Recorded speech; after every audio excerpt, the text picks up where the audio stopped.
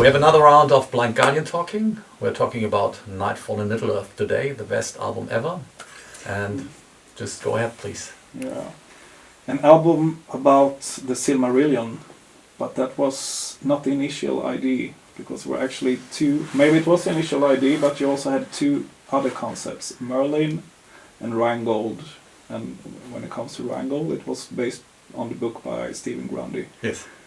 And we remember when we read about this time, it was initially you thought that Rheingold was a much better story and more easy to tell in a musical concept. So why did you end up with the Silmarillion in the end?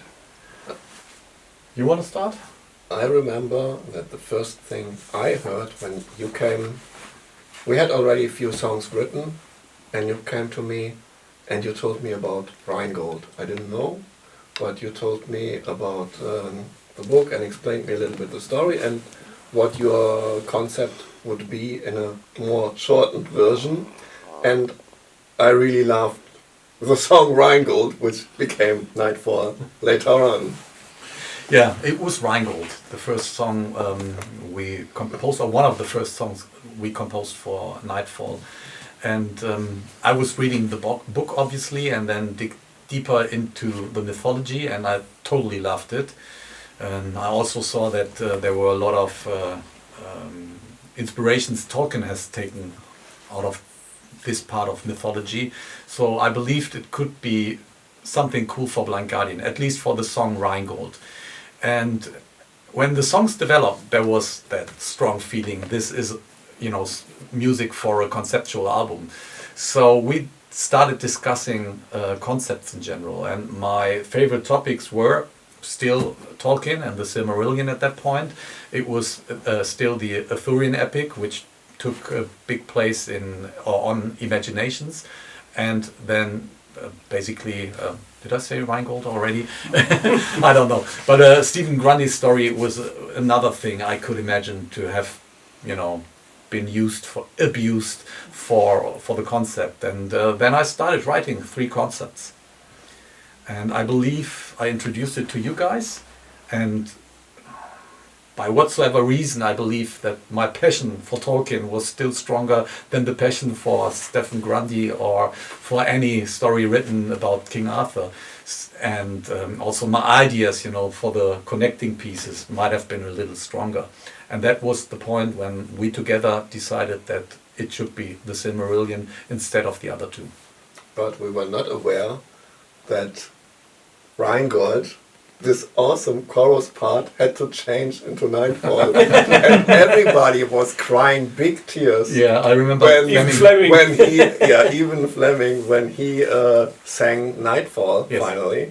And we all said, oh, Rheingold sounded so much better. Hansi, what it is the better book. It's the much better book. Is there no Rheingold in Tolkien's story? The problem I also realized was that the Silmarillion is too much of a book, to be featured in one conceptual album which has a length of maximum 70 minutes. And that created the next problem, because I had to decide for which story I would love to go. And this all happened after the decision. Then, of course, as usual with Blind Guardian, the songs dictate the direction, and they had that battlefieldish attitude somehow. So it was easy to come up with the idea to connect it to the Flight of Mordor. But I always felt like not giving enough tribute to the book by just having this small piece. And at a certain point I also saw I would not even be able to finish this story completely. Yeah, but it felt very comfortable with songs like Noldor and Blood Tears. From my feeling, Tolkien was the better fit. I think when you brought in Rheingold was at an earlier stage, but then we had these other songs that were more Tolkienish, and it made much more sense to switch over. I remember the working titles you brought in, and I believe that was after we decided to go for the concept. There was one song which ended up to be Into the Storm, which was called Gollum Speaks, And the other one was Photo Speaks, and that ended up to be When Time Stands Still. So Tolkien wasn't a bad option. We're all unknown side stories right now. Yeah, but that also explains the "give it to me" part. Yeah, well, because that precious. stays. So as this was your first concept album, there was another problem with the songs which had to be in another chronological order. So tell us about what problems you had to face there, because you couldn't decide, okay, this will be the first song, this had to be head-to-head in flow. It was a long discussion and it was pain in the ass at that time because we really were not aware of that from the very first beginning. It was more clear when we worked in the studio on the material and Hansi was writing the final lyrics. Then he asked for decisions which order would be the best, and we were. I remember that it was a long discussion which one would be the opener for the album, Yeah. only to know which song you start with, and I think that's always the most difficult decision because you want to present the album in the first seconds with a song that is speaking for the whole songwriting, but since the songs were so different, each one of them is kind of unique, it was different to choose one, that you really have the feeling, okay, if you present that song, it gives the right impression of the album. So yeah, that was a long discussion, and once you have this song, which became Into the Storm, and I still think it was a wise decision, after that it becomes easier. It was easier. There was, in the chronological order of the story and in the logical order, it was just Noldor, which did not fit in at the point where I wanted to have it. It would have been, I think it would have been number 3 on the album. And we felt after Nightfall that would not make a good fit, so I had to play around with it, but since there is that spot in the story, the Silmarillion, where some of the Noldorian people reveal what they have done, it still fitted in there, so even that worked out fine. And it became a little bit more smooth when we had the narrators, because that was binding. Yes. It was binding the songs better, and it was featuring the story flow. So all of a sudden, out of different songs, it became more one piece, and it was getting the story flow. I think that helped a lot that we went for the narrators in the end. Yeah. But we did that at the very end. It was, again, a very painful process because we were running late as usual in the studio. What? And we needed that stuff, so I needed to come up with the words for the narration, and as well needed to find the right people, and that's when Charlie Bauerfeind came in and one more time saved this production by having a guy who was a narrative actor who was able to transfer that stuff. Otherwise I would have been in search forever. For this album you recorded or started recording 14 songs, and the common thread before is that you always struggle to come up with enough songs. I mean, the creative process and flow must have been amazing, considering that you also did all the interludes. I believe it was more demanding than on any of the albums before. We had a good flow, that there was no change, and we still were, very convinced about what we were doing, and we had visions, and we knew that even though Imaginations was such a strong album, we would be able to come up with new ideas. But still, the songs are more complicated, and this was an experience we always also made in the songwriting period. We had to spend more time. We mentioned that we were always working in shifts. We were more focused even on songwriting, but if I recall, it was not as easy as it was when we did Imaginations or Somewhere. It was, for me, it was the same kind of level, only that with the Nightfall I had even more pressure. I felt really the pressure of the imaginations. It was a difficult time, and it was I don't think that it was easy. It was really, really, really hard, that period. And I remember that we had many discussions, and the mood was not always the best between us during the songwriting. We had differences. But anyways, when we had the most problems, we were always finding together with the songwriting. And the creativity kept us together and getting back together as a band always. It was always about the songs in the end. We never lost the focus. And we, of course, if you achieve something good, like we wrote 2-3 songs and you know it's good, you have something there, then slowly you get more confident that you can do it, that you can achieve another good album.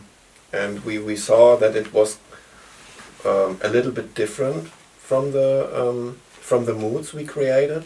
Some songs are a little bit more melancholic, have different moods that you will not find in the imaginations, but still from the melodies and the chorus parts, very, very strong. So we said whatever this album, wherever it is going, when it's done, it will be strong enough to survive the imaginations, and that was for us the most important. I think it's a better album even. I mean, the diversity on the album is so strong. I cannot recall any of the other albums which gets close to it. And it's a very emotional album. I think this is why so many people fell in love with it. There are people who love Somewhere best, there are people who love Imaginations best, and there are people who love Nightfall best. I belong to the last species. But I really think it is a quite impressive legacy.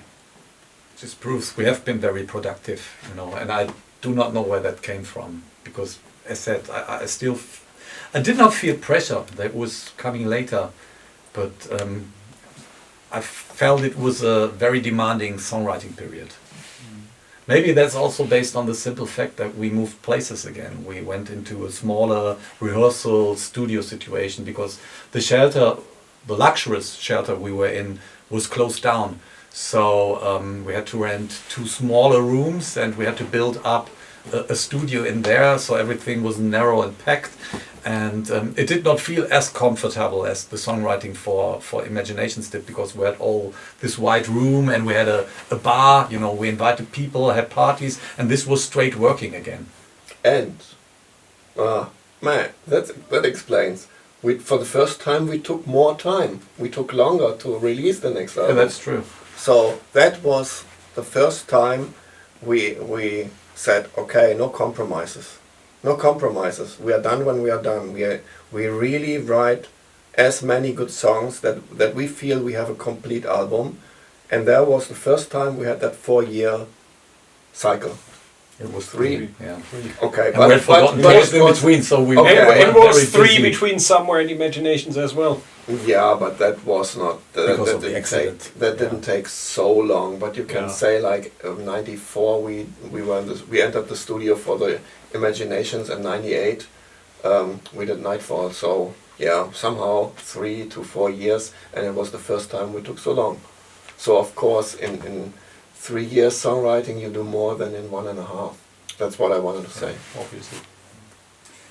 And a thing that only happened once in the Blind Guardian career was that the clothes that you were wearing on the promo photos were inspired by the story, which gave you kind of an image. What photos are you talking about? There were no photos. That's a What is drawing. the idea for that, and what do you think about it? We sometimes believed in what the record company was saying, and they believed in fashion photos, and they had that fashion photographer who came up with the advice to wear medieval clothing, and we all hated the idea, but we did it. And we went to Berlin, and I think it was Berlin-Babelsberg, and found all these clothing, and we had, to dress ourselves as properly as possible. And we did not feel confident about that, and the photos turned out good, to be honest, but we do not like to dress up. No. Never ever. We didn't like the Mr. Sandman video. That was something, or this will be something we will talk later on. We did not like this photo session, and we mostly disliked the suit session, which Yeah, for also was opera. connected. No, the suit session for Nightfall. That was one as well. That was the basic idea. Metallica did a photo shooting with suits, and this is what the record company mainly wanted. To have us, dressing up different than the metal kid was. The clothing a metal kid would wear. So we went there and said, okay, then we do that suit thing. And what they have had was very, very, very, very bad fitting suits from bad fitting is yeah putting it far very too nice. large, and I don't know, they too cheap. And then we had to wear them, and they completely did not fit for none of us. No. And we did these photos. Yeah, I had the Hawk, or Buzzard. And I we don't had know what it was. motorcycle boots with them because they didn't have proper shoes to go Yeah. with that. It was ridiculous. And Yeah. we completely hated it. Yeah, I mean, we were really good keeping cliches from us. Yeah, we were once called. During all the time, we pushed all cliches away, musical-wise and from our attitude. By that time, with that photo session, we failed. We didn't. Yeah. Because this is so much cliche as it can be. Medieval music, medieval band, yeah. Well, There was that saying that our image is to not have an image, and then the record company was projecting something on us that we were just not. Exactly. We are not people to wear medieval stuff. We are not people to run around in suits or anything like that. That's so far out of our comfort zone. Yep. And you could see it on the pictures. The picture that ended up on Nightfall is still okay, but you don't feel fine. it's you not just authentic. yeah, It's not it just authentic feels with us. faking something, and it's just wrong. But there Authentic is like there was a this, German Yeah. magazine, Rock Hard, who loved the photos so much they asked us to do the same session again, and we did. And failed again. These photos even turned out worse.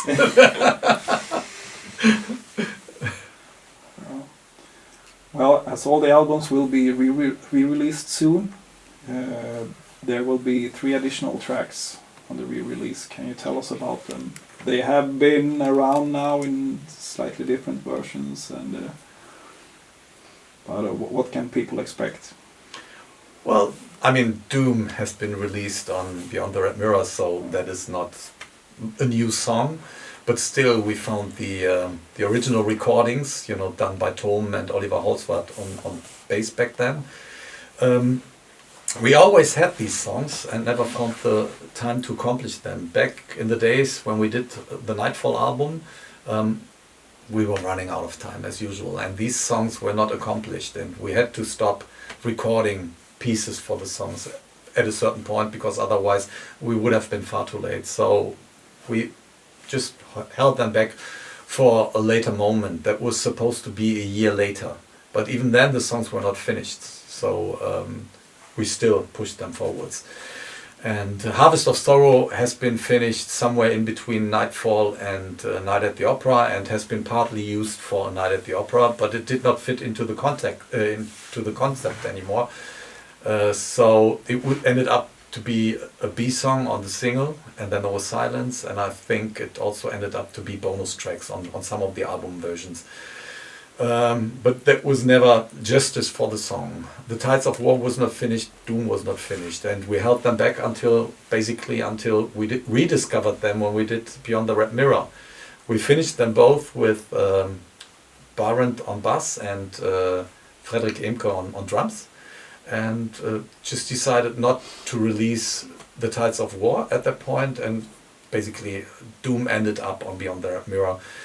Now, with the opportunity of the re-release of the back program, we just felt it was about the right time to accomplish whatever we have Now done. or never. Now or never. And to end basically the Nightfall Middle Earth concept completely, because this is how it actually was planned in the beginning.